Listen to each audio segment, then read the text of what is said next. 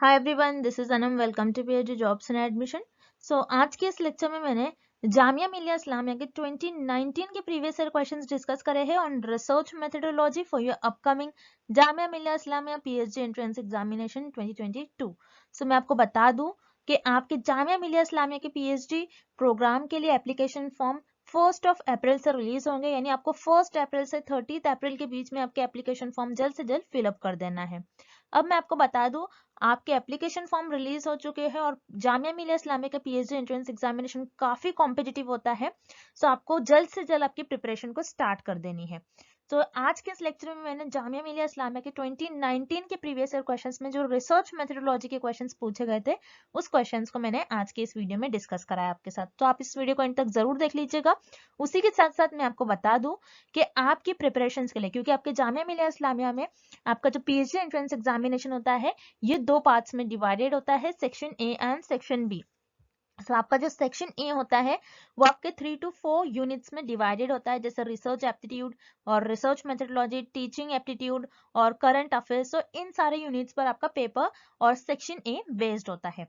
आपकी प्रिपरेशंस के लिए हमने पेपर 1 के लिए आपके सेक्शन 1 का जो होता है सारे यूनिट्स पर हम आपको वीडियो लेक्चर्स प्रोवाइड करेंगे। हर एक यूनिट्स के हर एक टॉपिक पर हमने वीडियो लेक्चर्स बना रखा है आपकी प्रिपरेशंस के लिए। उसी तरीके से नोट्स में भी आपके हर एक यूनिट के हर एक टॉपिक पर हमने नोट्स बना रखा है। बहुत ही सिंपल लैंग्वेज में नोट्स है, अगर आप इसे एक बार रीड कर लेते हो तो आपके कॉन्सेप्ट्स क्लियर हो जाते हैं। देन मॉक टेस्ट हर एक यूनिट पर आपको मॉक टेस्ट मिल जाएंगे। हर एक मॉक टेस्ट में हमारे 40-50 क्वेश्चंस कवर कर रखे हैं हमने, जिससे कि आपकी बहुत अच्छी प्रैक्टिस होती है। And last, practice MCQs PDF. ये पीडीएफ में हमने कई क्वेश्चंस कवर कर रखे जो जनरली पीएचडी एंट्रेंस एग्जामिनेशन में पूछा ही जाता है। इस तरीके से हम आपको प्रिपेयर करवाएंगे फॉर योर सेक्शन ए। मैं आपको बता दूं, आपको section A and section B में आपका सेपरेटली पास होना होता है और आपको दोनों भी सेक्शन में मिनिमम 50% मार्क्स स्कोर करना होता है, तभी आप एग्जाम में क्वालिफाइड होते हैं और पीएचडी प्रोग्राम में आपको एडमिशन मिलता है। याद रखिएगा, आपको प्रिपरेशन बहुत अच्छी करनी है क्योंकि ज्यादा सिलेबस है। आप अगर पहले से प्रिपरेशन स्टार्ट करते हो तभी आपका सिलेबस कंप्लीट हो पाएगा।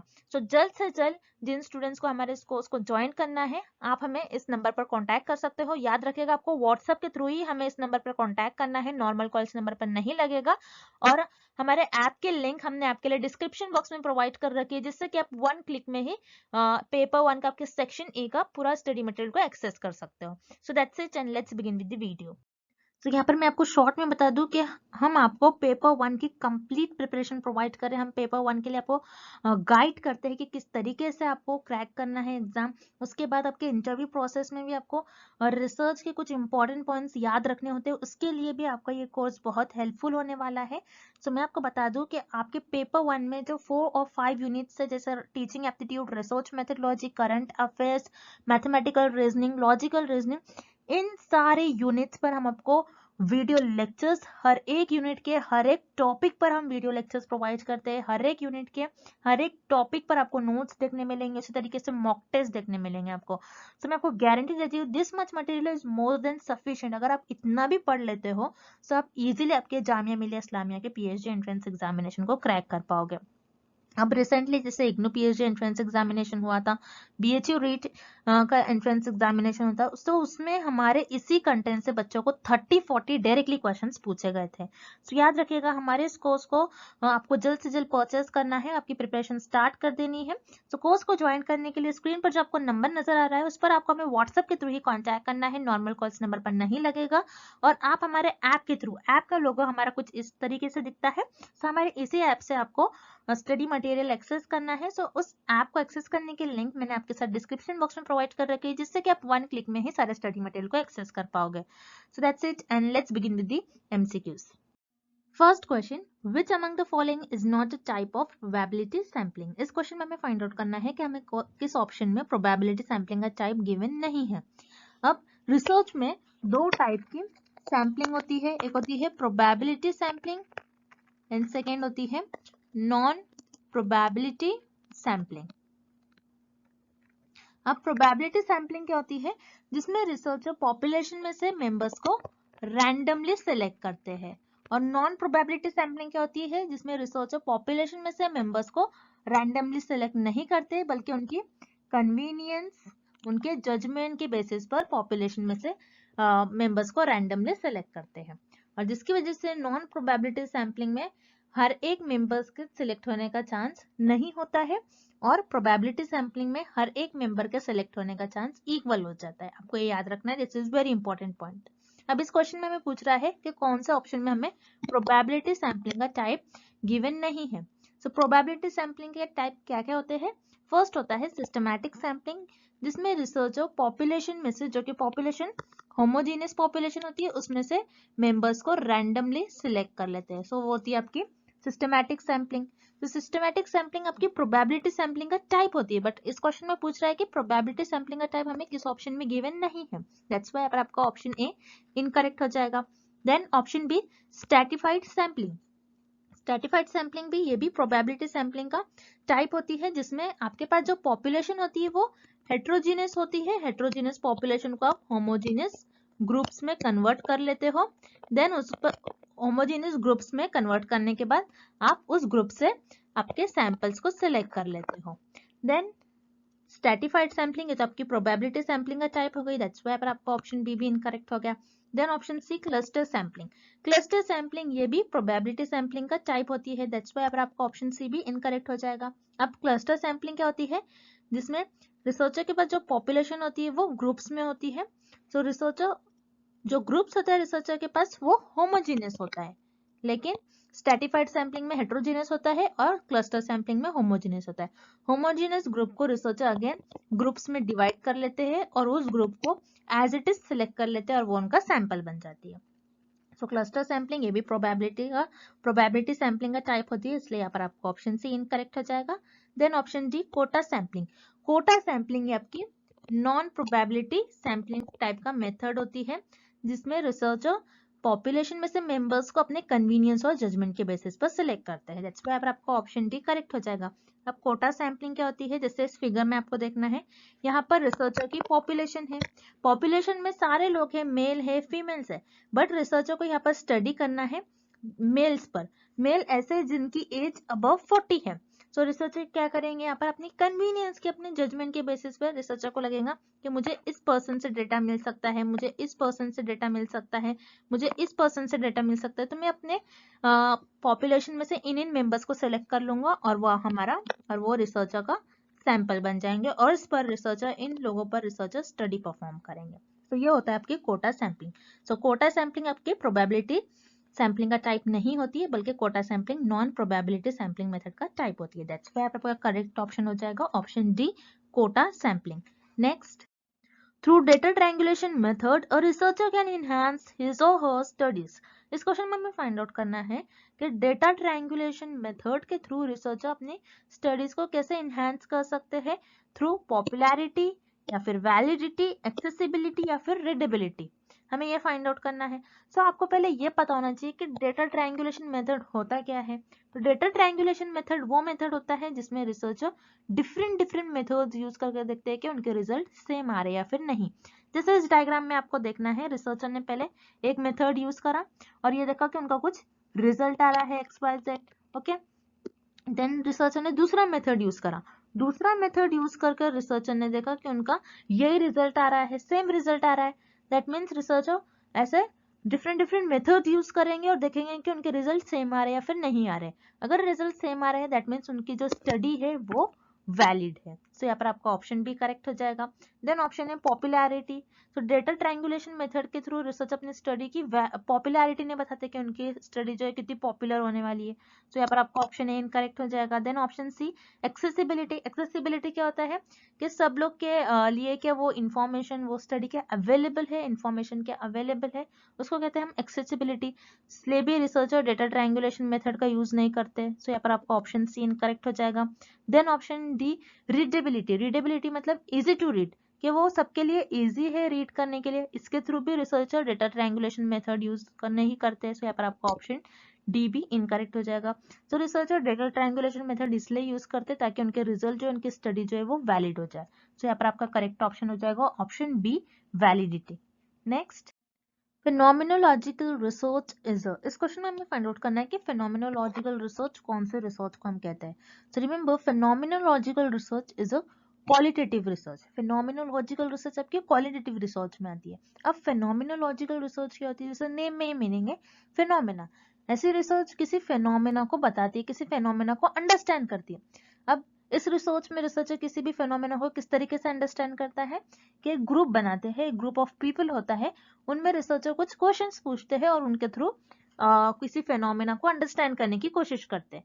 अब मान लो रिसर्चर ने, और जनरली आपको ये पता होना चाहिए कि जनरली फिनोमिनोलॉजिकल रिसर्च में रिसर्चर इंटरव्यूज कंडक्ट करवाकर उस पर्टिकुलर फिनोमेना को अंडरस्टैंड करने की कोशिश करते हैं, और उनके जो भी लोग होंगे, जो भी ग्रुप में पीपल होंगे, उनके एक्सपीरियंस के बेसिस पर किसी सिचुएशन को जानने की कोशिश करेंगे. अब मान लो यहाँ पर इंटरव्यू कराया गया कैंसर पेशेंट का, ऐसे लोग जो कैंसर, जिनको कैंसर डिसीज हुई है, ओके, जो कैंसर से सफर कर रहे हैं.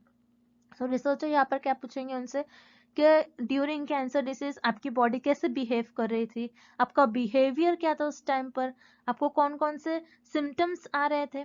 सो ये सारी चीजें उनसे जानेंगे उनके एक्सपीरियंस के बेसिस पर. ओके, जिन जिन लोगों को कैंसर डिसीज हुई थी, जो जो कैंसर से सफर कर रहे थे, उनसे सारी इंफॉर्मेशन लेंगे, जिसको हम कहते हैं फर्स्ट हैंड नॉलेज गेन करेंगे, उस टॉपिक को अंडरस्टैंड करेंगे, उस फेनोमेना को अंडरस्टैंड करेंगे. सो किसी भी फेनोमेना को अंडरस्टैंड करने के लिए इसमें इंटरव्यूज कंडक्ट करवाया जाता है, ग्रुप ऑफ पीपल से उनके एक्सपीरियंस के बेसिस पर किसी फेनोमेना को अंडरस्टैंड करा जाता है.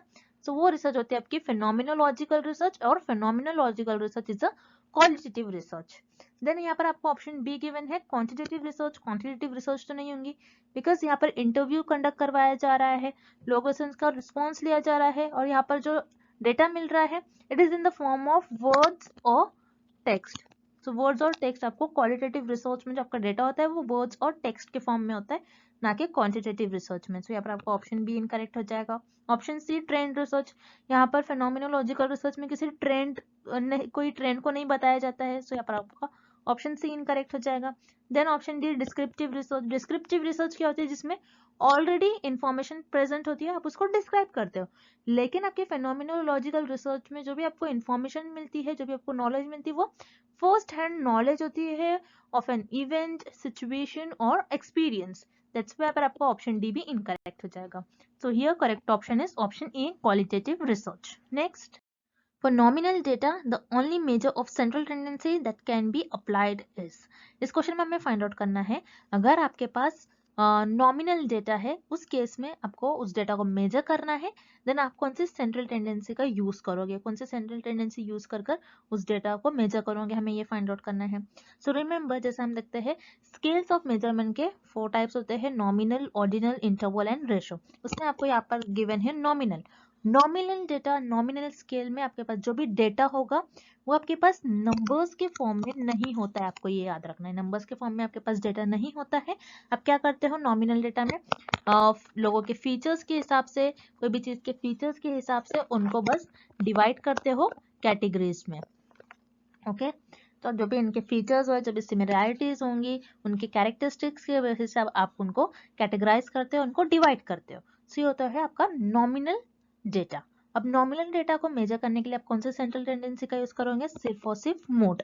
और मोड क्या होता है, मोड जैसे कि हमने देखा था अभी, मोड का मतलब होता है कि आपके पास जो भी इंफॉर्मेशन है, उस इंफॉर्मेशन में सबसे ज्यादा बार, मैक्सिमम बार कौन सी वैल्यू रिपीट हो रही है. मोड को हम मैक्सिमम फ्रीक्वेंसी एलिमेंट भी कहते हैं. आपको याद रखना, मोड को हम क्या कहते हैं, मैक्सिमम फ्रीक्वेंसी एलिमेंट. आपके पास जो भी डेटा होगा, उस डेटा में कौन सा एलिमेंट ऐसा है जो मैक्सिमम बार, सबसे ज्यादा बार रिपीट होगा, वो आपका हो जाएगा मोड के अंदर. ओके, सो उसी तरीके से मोड में आपके पास जो भी इंफॉर्मेशन होंगी, जो भी कैरेक्टरिस्टिक होंगी, जो भी आपके पास फीचर्स होंगे, जो भी रिपीट हो रही होंगी, तो नॉमिनल डेटा को मेजर करने के लिए आप मोड का इस्तेमाल करोगे. मोड के लिए आपको जरूरी नहीं है कि नंबर्स ही हो, रिमेंबर, मोड में आपको जरूरी नहीं होता है कि आपके पास सिर्फ नंबर्स के फॉर्म में डेटा हो, लेकिन जैसा आप यहाँ पर देख रहे हो arithmetic mean, harmonic mean, mean अगर जब आप कैलकुलेट करते हो, मीन को कैलकुलेट करने के लिए आपके पास कुछ नंबर्स होने चाहिए, दैट्स व्हाई यहाँ पर आपको ऑप्शन ए और बी दोनों भी इनकरेक्ट हो जाएगा। Then option C median, median क्या होती है, आपके पास जो भी डेटा होता है उसमें जो मिडिल वैल्यू होती है, मिडिल वैल्यू का आप कहते हो मीन। सो यहाँ पर मीडियन में भी आपके पास कुछ ना कुछ वैल्यूज होना चाहिए। सो यहाँ पर आपका ऑप्शन सी भी इनकरेक्ट हो जाएगा, बिकॉज नॉमिनल डेटा में हमारे पास जो भी डेटा होता है वो नंबर्स के फॉर्म में नहीं होता है। सो हम इस केस में कौन सा स्केल ऑफ मेजरमेंट यूज करेंगे, सिर्फ और सिर्फ मोड। दैट्स व्हाई आपका करेक्ट ऑप्शन हो जाएगा option D, mode. Next, The scientific methods is based on the basic postulation that, इस क्वेश्चन में हमें फाइंड आउट करना है जो साइंटिफिक मेथड्स होते हैं उसके बेसिक फीचर्स क्या होते हैं, उसके प्रिंसिपल्स क्या होंगे। Scientific method should relies on empirical evidence. Empirical evidence क्या होता है, जो आपके ऑब्जर्वेशंस पर बेस्ड हो, जो आपको एक्सपीरियंस के बेसिस पर बेस्ड हो। तो आपके साइंटिफिक मेथड्स में आपके जो भी मेथड्स होंगे वो आपके ऑब्जर्वेशंस, आपके एक्सपीरियंस के बेसिस पर वो होने चाहिए। So it should be relies on empirical evidence. So यहाँ पर आपका ऑप्शन ए करेक्ट है।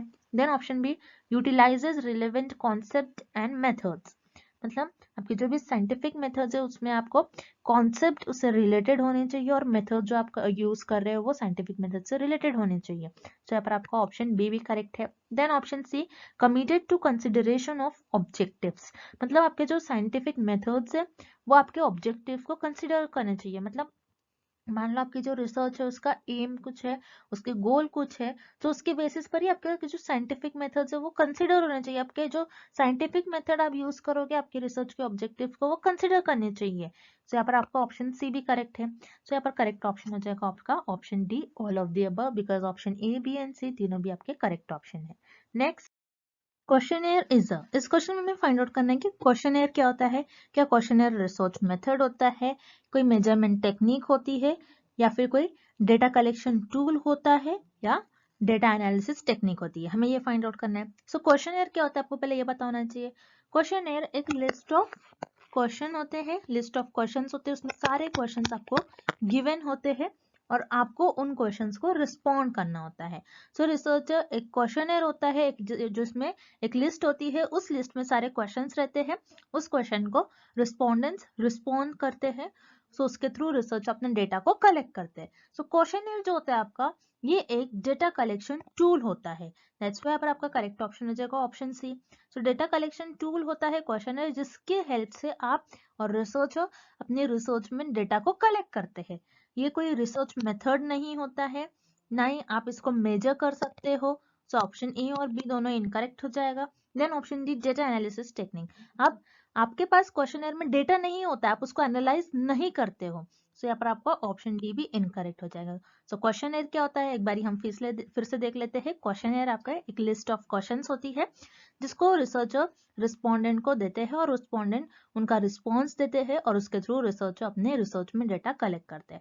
सो questionnaire is a tool for data collection. तो यहाँ पर आपका ऑप्शन सी करेक्ट हो जाएगा। Next, thank you for watching this video. Good luck with your preparation and see you tomorrow with another video.